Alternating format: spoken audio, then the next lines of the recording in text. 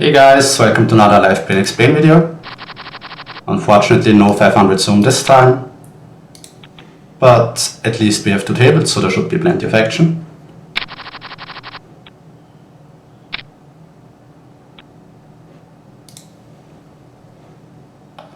Interesting board, Multiway.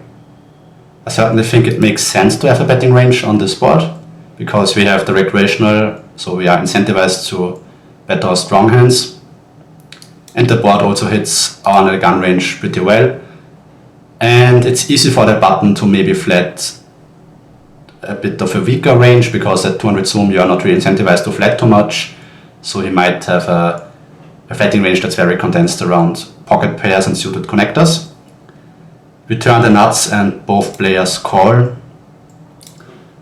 I mean, range-wise, I don't think I should bet too big, but because we are playing with a recreational in the middle, I'm just gonna bet my hand.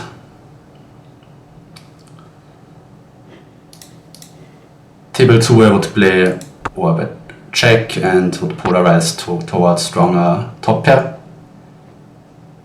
The check is actually one of the worst cards in the deck, because you should make pocket checks quite often. My hand is still really strong though. I think versus button I could overbet, but versus under gun is probably only a 75% sizing.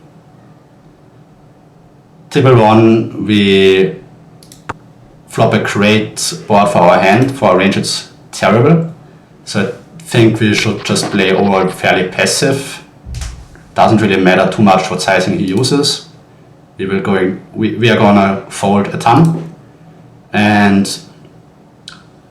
but still not really having a high check risk frequency, because we just don't have much on this board. I think we are forced to play passive. If this was button versus cutoff, then I think ace queen would be much more incentivized to check raise flop, but in those tighter formations I think we have to be a bit more careful. And I also don't think, given that every ace, that every kicker is the same on this board, I don't think it makes a lot of sense to bet bigger with than 1/3 with my hand. Could even see some arguments for checking, as I block some of the hero calls, although I don't block king queen suited, which is nice. Table 2 we flop the nuts and I play half pot or check. You could maybe, versus an unknown, I don't know if it's a recreational, exploitatively size down with this exact hand, but don't know if I'm up versus a regular or not. And on the turn 3/4 check, and I would imagine pocket 10s having the board so locked down always checks. If I bet and he folds hands like pocket 7s, pocket 8s, it would just be a disaster, as those hands are drawing dead, as well as flush draws of course. And I think on the river I just reopen for 75% sizing. I do have some flushes in my range that could go bigger, but I don't think pocket 10s is a hand that makes too much sense to bet too big.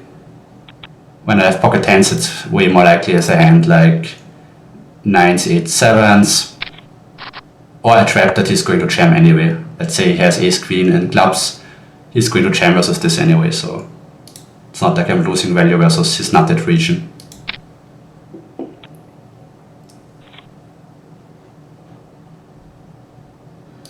And our opponent on table 1 did call with queens, which I'm not sure.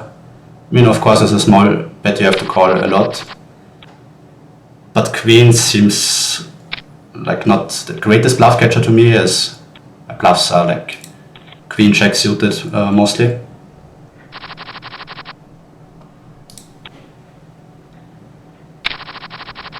And if you construct his range properly, I think I would just call down mostly king x and maybe a hand like pocket 9s. If I don't barrel the turn, I would rather call than queens. Although I would probably bluff pocket 9s a ton on the turn already, so I wouldn't have it. Like, I wouldn't have the lower pairs too much in my range.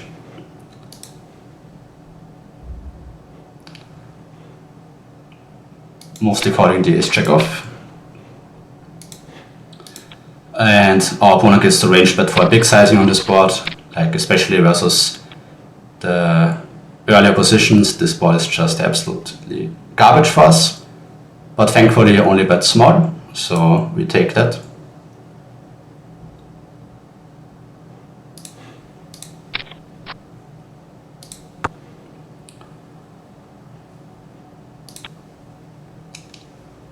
Not much raising going on either. Like if we have Jack 10, it's not like we could always raise.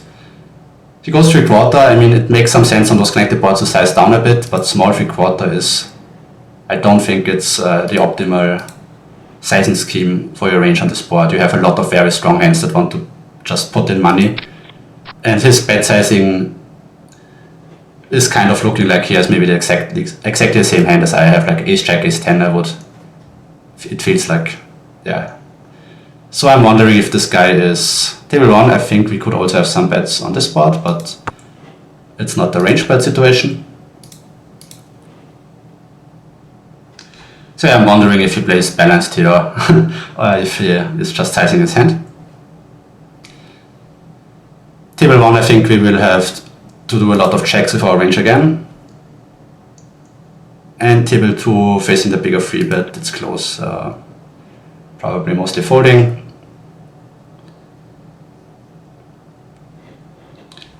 And yeah, I imagine ace high is just going to try to check down. The question is, if we face a bet, if we should bluff catch or potentially bluff raise.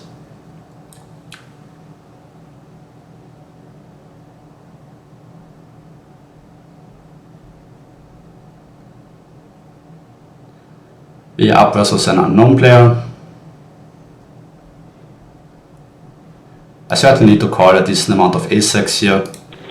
He will probably value bet any pair, but he should still have, yeah, he flats like hands like 8-6 suited, so he probably was a recreational player, and I should beat like all of his bluffs, so I think it's fine in a vacuum to call here in this check down node, as I would expect a lot of pairs already to step either flop or turn.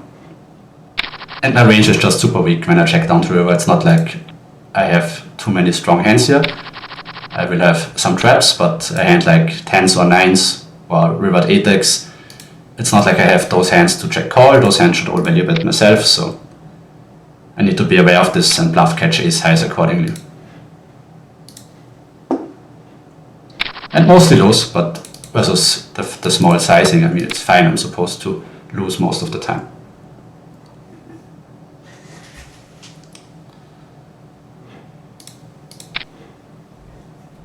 Blocker wise, you could argue that having the queen is not great, but when the ranges are wide, it's not too dramatic. Might be better to call a hand like ace 4, to be honest, but I think ace 4 would, I think both calls probably make money on average, but ace 4 just makes more money than ace queen. So here this guy also presumably a recreational, as he called MP versus under the gun. Gonna start with a small c-bet and see what he does. I think I could also bet bigger, of course, but leaving the recreational some room to mess up, maybe be a bit spewy, bluff raise the flop, is often quite a good idea. It depends on the type of recreational, of course, like if he's more aggressive or more passive. Ace check off is a mixed frequency free bet. We roll high, so we go for it, take it down.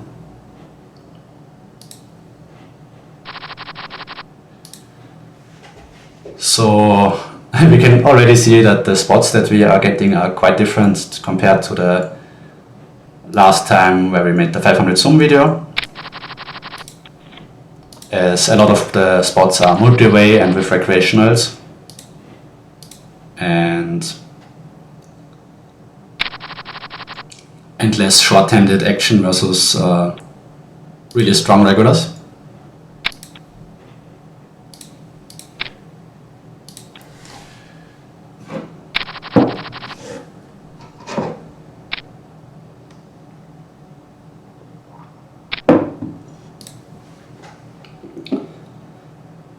Nines facing a free bet here is already kind of close.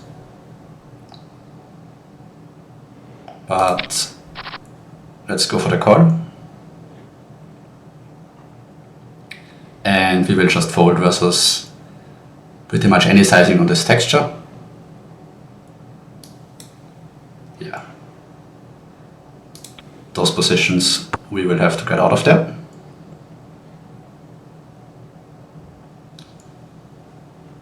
Also on 5f4, nothing we can do with check 10 if we face the c-bet. Versus the check, my bet sizing here would be 3/4. I think every board pair is worth a 3/4 sizing. And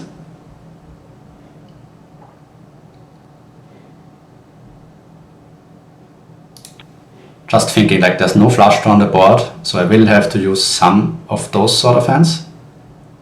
And I roll very high, so I don't mind going for it. I have to be careful because most of my range is garbage. And now I hand like this, like I'm blocking hands like 6x, 7x. I mean, it's tough. It's easy to overdo this, so this time I will go for the give up. Not sure if I rather bluff a hand like King 6 suited or Jack 10 off on the river. Probably King 6 suited, as Jack 10 blocks both Ace Jack off and Ace 10 off. But it's close. But also interested to see if my turn bet is ever a thing here. Not really sure, like usually if there's a two-tone board, then I would just bluff my flush draws, gut shots, and then some of the broadways that have a flush draw blocker. But on a complete rainbow board, I think I need to find some of those complete airballs. Table 2, we face the check back. A lot of different probe strategies make sense here.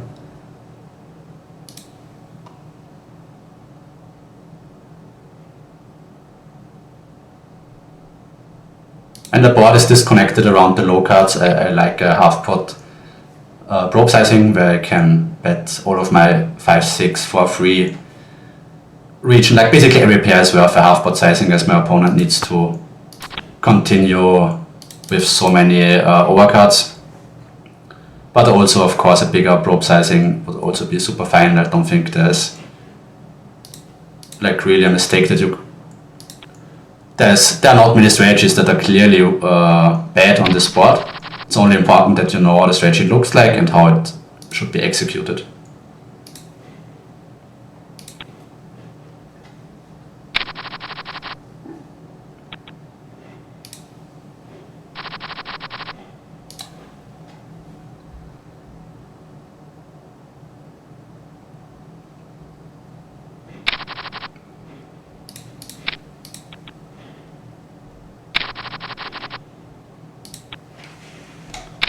And flush draws will go into the probe line fairly often.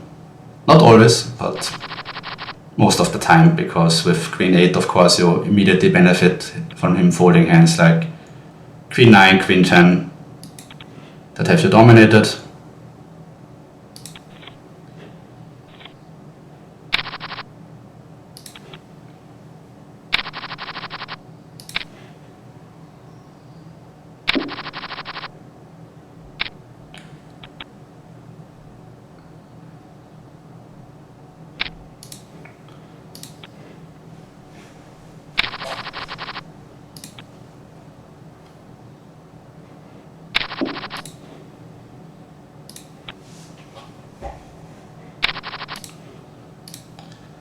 With two tables, at least we are quicker at folding out our air hands and reducing the dead time. So that's nice. Table 2, while Ace 9 would be a hand that's not a great bet on this board. This board for a small sizing, I think, is just good enough for us to range bet. It's always important to not look at your hand first, but think of what's the global bet frequency. And if the global bet frequency is like super high, then and you bet for a small sizing, then usually there are not many hands that are pure checks.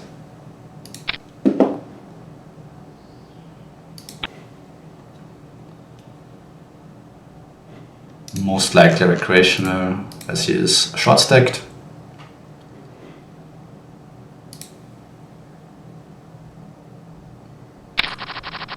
But no action with the aces, unfortunately.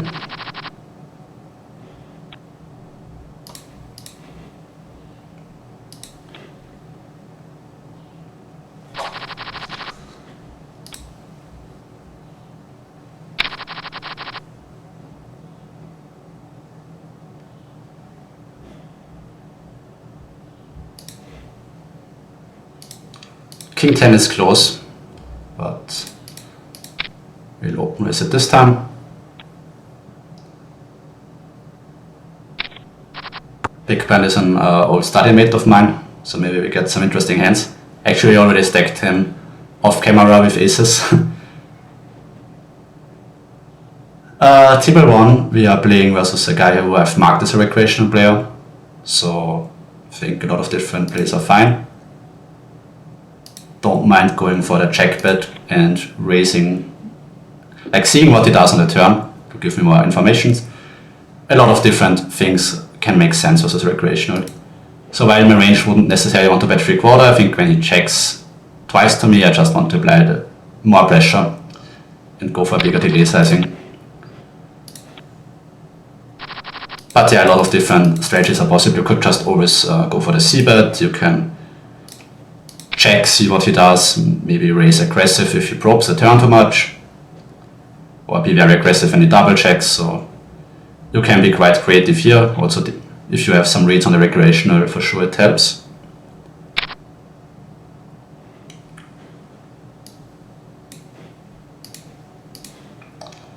Not a great board for us. I think we will continue versus as 1/3 sizing, but I think even versus half, yeah, versus this size, I mean, this looks attractive, right, with the nut spectre flush draw and a gut shot, but I think we need to be very careful here, and I think this is just in fold. Table 2, terrible board for us. I think the flatter gets to step range, and probably even step range for bigger sizing. And I should still check raise fairly aggressive because I'm range checking the flop. And when I'm check raising, I should also go for a small sizing. So, as my goal is not to play for stacks here on this board, but I also can't allow him to just freely realize his equity with all of his naked overcards. And my hand seems like a decent check raise candidate, and the turn, while I do pick up a gut shot, for our range it's just, I think, again a range check. If we face another bet, yeah, I think I could maybe do something again. Pretty interesting. I wonder how high my overall raise frequency here should be, but I think with some sets and some straights it does make sense. And again, I think I like raising small, as the button player has so many nuts here himself that I can't really go too big. And that's a really, really interesting hand now. So who has more 9x? I have no idea.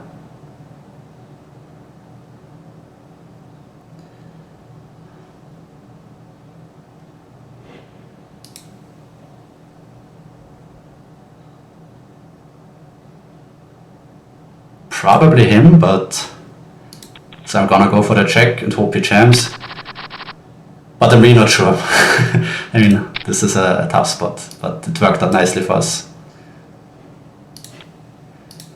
But yeah, really, really interesting spot. A freestyle spot, but I like. I mean, of course, when you get the dream outcome, it's always nice. But I think I like my play there. I think the check raise on the flop is decent. I mean, maybe versus this sizing, because the board is this bad for us, maybe this is like already close to just folding. But I don't know, like this hand seems better to me than a hand like ace check or ace queen, and we can't, it's not like we can fold almost range versus the half pot step. Facing the 4-bet we could call or jam, this time we go for the call. And with the small sizing, We have to call. I think some 10x here might even be close already.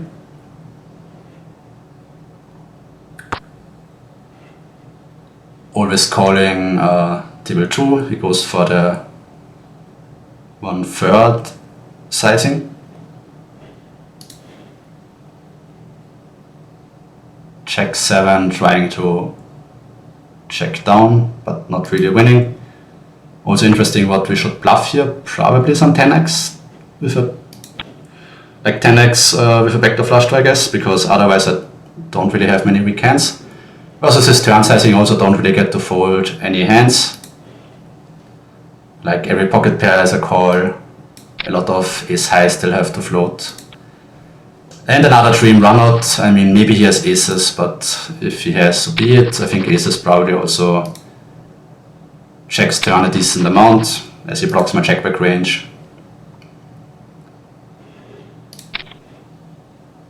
He does have aces, not the dream runout after all. But yeah, my hand is, I think, very easily played. There's no close decision on any street really. Pre-flop there's a decision, of course, but post-flop I think it's very straightforward. Table 2, 25 for check. We can't really range bet the roll low, so let's go for the check back.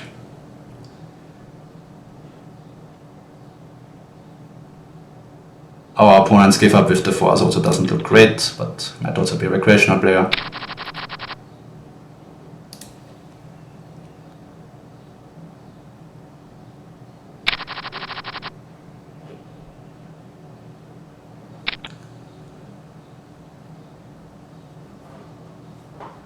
Delay sizing 1/3, looking to value bet ace highs. And my hand probably goes almost every time into the delay line now. I think 6-7 here is a fold at this rake structure and versus not quite 2x.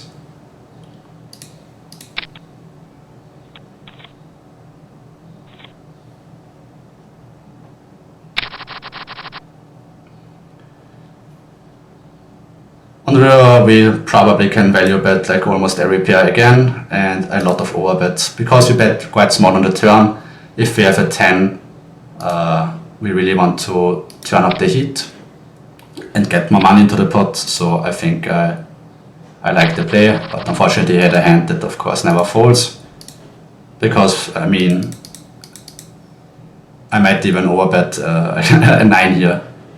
Feels like probably not, but feels like it's strong. It's kind of strong enough. Like every 10 for sure, and 9x also has incredible pot share on this runout.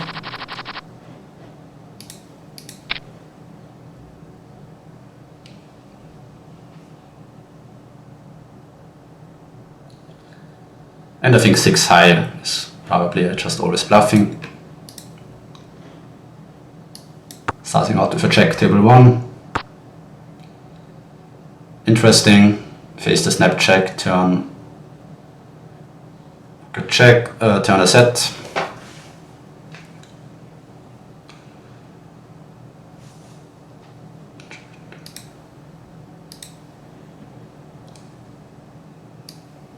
I think going for another check is fine, as well as betting.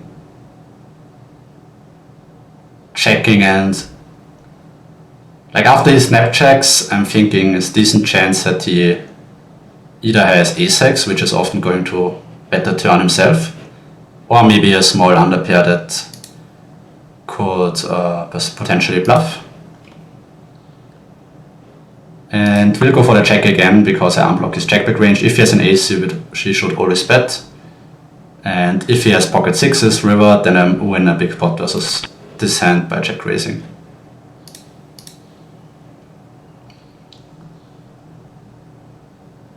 Table 2, going for the check again with pocket 9s. You could also go for the c-bet, of course, but on this ace-8 5 texture you need to be a bit careful. The snap check makes me think that he probably will fold 90% of the time, but I will still go for the value bet. And yeah, hand like pocket 5s, like this is exactly the range that I was giving him. And I want to keep those hands in, because sometimes they river a set, like they are drawing dead versus me. either they are going to bluff or they check behind, and I don't mind if they realize equity. I say 90% of the time we're gonna face a fold, but we faced a raise. Interesting. I don't know. I'm not the believer really. It does have fives, well played. But a lot of players have a hard time with trapping strong hands on the river. Like he had a chance on the turn to bet and on the river. He's facing a range that will check back quite often, that consists of lots of king highs. So usually he also doesn't raise too massive. So when he's really polarized, I don't mind calling in those spots. I don't need to win too often versus his sizing for this to make it a winning call. And I think it's easy to maybe overbluff this spot with hands like 6-5, 5-4, like basically any pair that can't value bet in this line.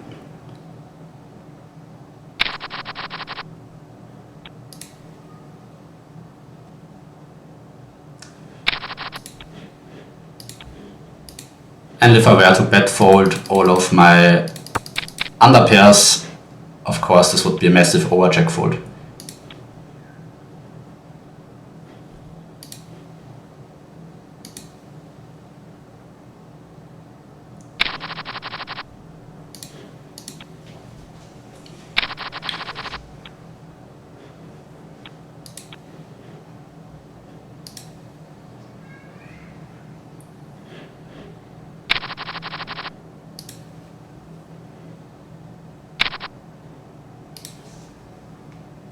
Table 2 going to go for the free bet, potentially up versus a recreational player, as he is short stacked.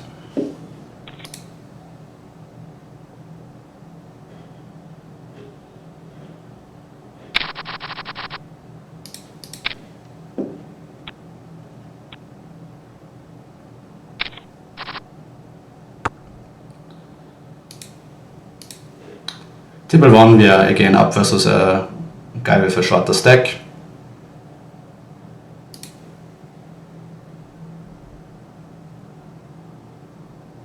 King Queen, not really a hand that makes a lot of, like that benefits a lot by c-betting, but I think a player who's presumably a recreational will just flat the big blind too much and then have too wide of a range, which makes a high frequency small bet pretty good on this high texture, but I'm pretty indifferent between betting tiny and checking back. But versus probes I'm a bit in on a tough spot, so versus a recreational player I would rather check back a hand like ace-5 or pocket kings, which has an easy decision versus the small to medium turn probes you usually face from a weaker player. And with king queen, if I checked back and faced the turn probe, I would be in a tough spot, given that I don't know the player type.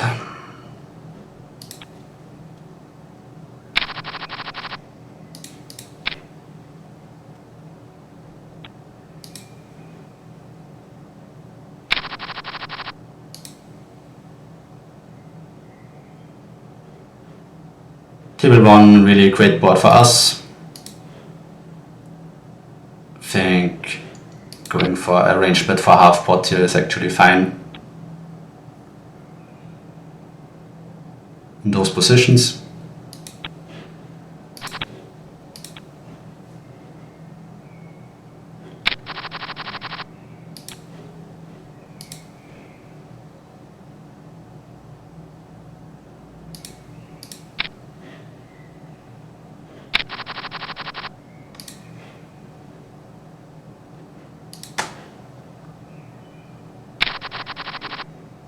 A lot more funky spots today and less of the blind versus blind loose formation situations that we had in the 500 Zoom games. More multi-way action and and weird lines taken. So bit of variation here. And check 9, we're just gonna muck.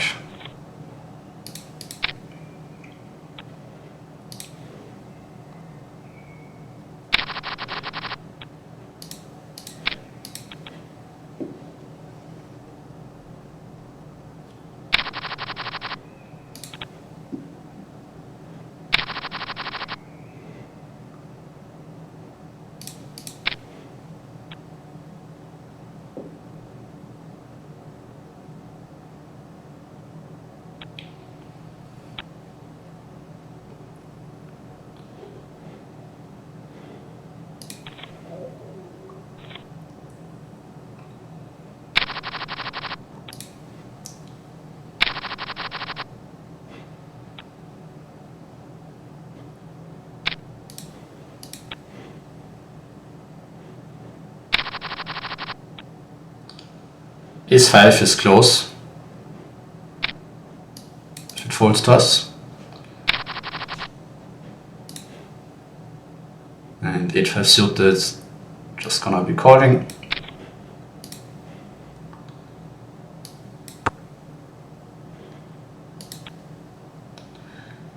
Facing the big c-bet. I think if I had a backdoor flush draw, my hand could maybe mix in some raises, but with no backdoor flush draw, I think I will play this one as a pure call. We'll have to continue hands like Ace Queen, possibly King Queen, not so sure in those positions. I think there's some arguments to be made for donking tiny on the turn.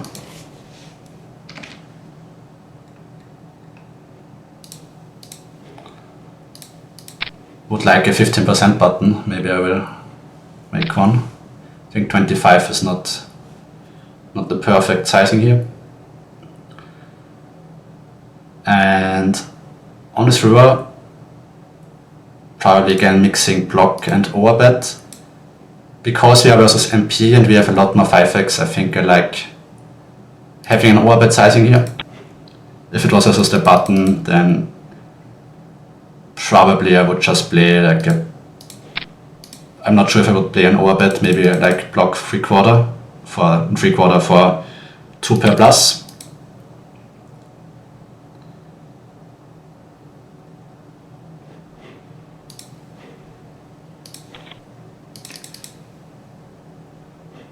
But yeah, it's close. I mean, you don't need to play a donking range here.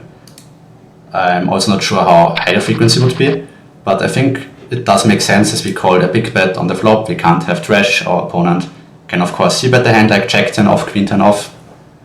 And on the turn, it's a bit better for us because 7-5 4-suit is pretty close. Let's open it. I think the guy is maybe a bit tighter. But yeah, the turn improves us to some hands, so we don't have a high check raise frequency versus his big bet. So we will make some hands like 5-6, 4-3 suited, 3-2 suited, which he can't really have. So I think going for a tiny block bet makes sense.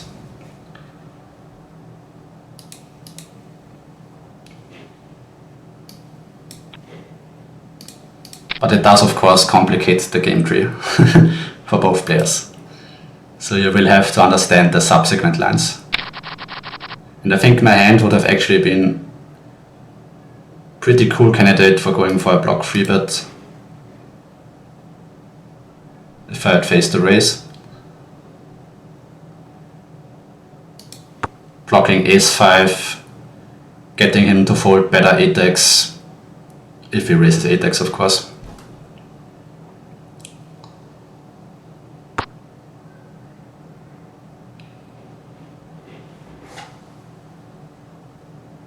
I think this one here I just fold. And table 1 I would go for a 3/4 check approach, and most of my range again will have to be played very passive. The button flatter should have a very condensed range that hits this board pretty well. And now we have an easy value bet, and I actually think I can go for a 3/4 sizing. I'm not sure if this is like the preferred sizing equilibrium here, as a flush also gets there, but I think I have the best hand here a lot, so 3/4 sizing I think should be, my hand should easily be worth a 3/4 sizing here.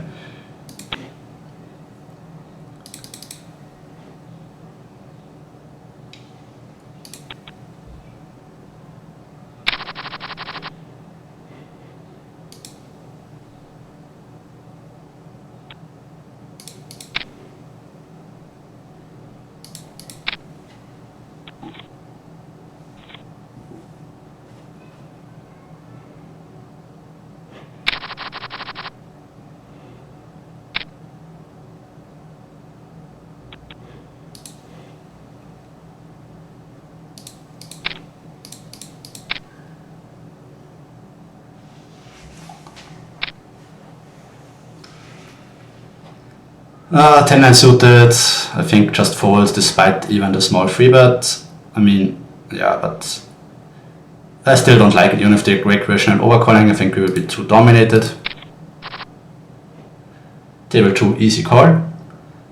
Expecting to face a bit of a bigger bet on this texture from half pot to 3/4. Either way, my hand will always call. And we do face around half pot bet. Still will have to float quite wide versus this.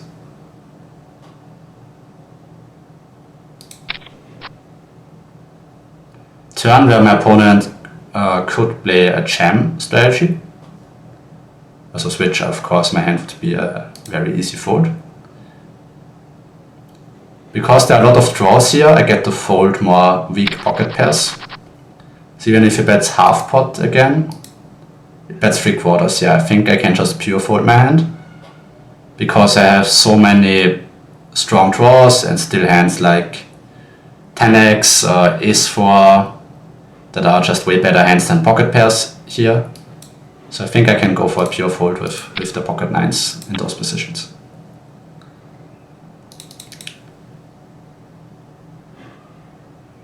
Facing the 4-bet, pretty ugly. I think you could certainly argue to just fold versus a lot of players, but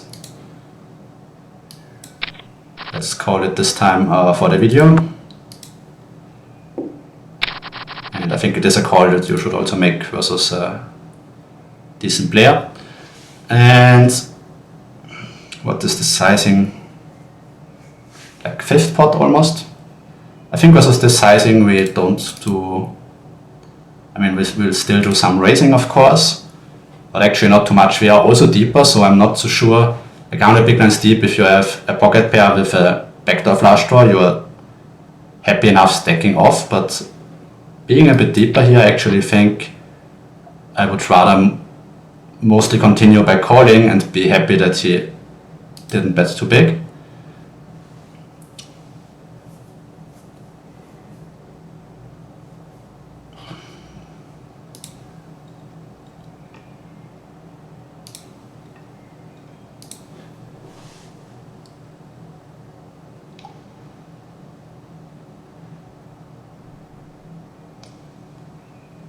Don't mind going for the check jam here. I'm not sure if I would get, okay, it's king, queen and diamonds, which seems like a decent give up having diamonds. Table 2 we got raised on the flop by recreational player. I think I will just call down no matter what he does. There's just too big of a chance that he has a random spew hand. And he did apparently have one, but decided not to do anything, yeah, not to bluff his hand further.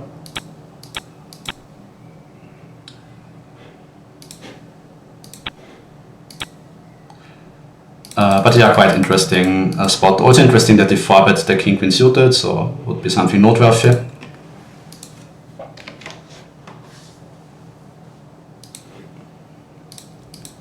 Usually a hand that 100 big blinds deep at least wouldn't want to 4-bet really, because 4-bet folding sucks just too much. So it's kind of a fairly linear 4-bet. Table 2, great board for hand and range. And yeah, I think table 1, like, I mean, we could maybe have also put in a tiny block bet on the river, as I would imagine like a pair region wants to block. But I still, versus his tiny sizing, I will have quite some ace highs like ace queen, even ace jack in diamonds that will have to float. And I don't think those hands, at least ace queen, can't bluff the river. So I think it makes sense to have a checking range. Although I could also see just going all in. I'm always a bit afraid that people don't raise enough versus blocks, so because maybe they are because we are deeper, they are just too afraid I have a nutted hand in a block line, and then they don't go for the raise with an overpair. So I think I probably prefer to either like jam or check instead of blocking with my hand. But yeah, probably a lot of my range will want to do a lot of tiny bets, and I would guess as a lot of my range is just weak pairs that wants to extract value from ace-king. Versus the tiny free bet, I don't think I get to fold. We are also deeper and have a suited ace, so I think our hand becomes maybe a bit better as we are deeper. 0-2 great texture for us. Also video going on quite some time now, so I think we will play until next big blind and sit out. Fortunately nothing that we can do here, just have to muck.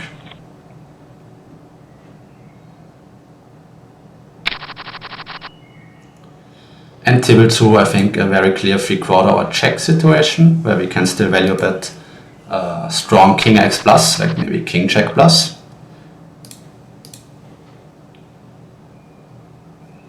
And think queen check I would also mostly want to bet. I think kind of like ace queen I would rather check, as ace 6 with the ace I would block more of his check back region.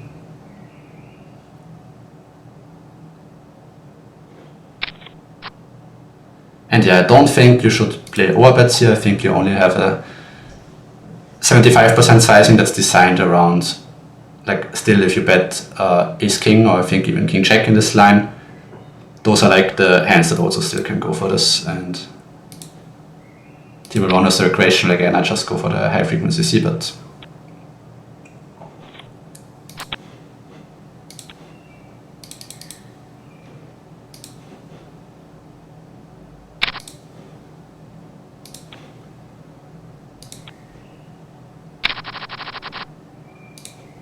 But yeah, while my hand would be strong enough to overbet, I don't think range-wise it makes too much sense. And also if I have a queen, so if I overbet, I'm mostly getting called by a queen, but because I have a queen, it's just more likely that he does not have a queen, but the king or any other sort of holding. So I think this is also part of the reason why you are incentivized to not bet too big here with trips.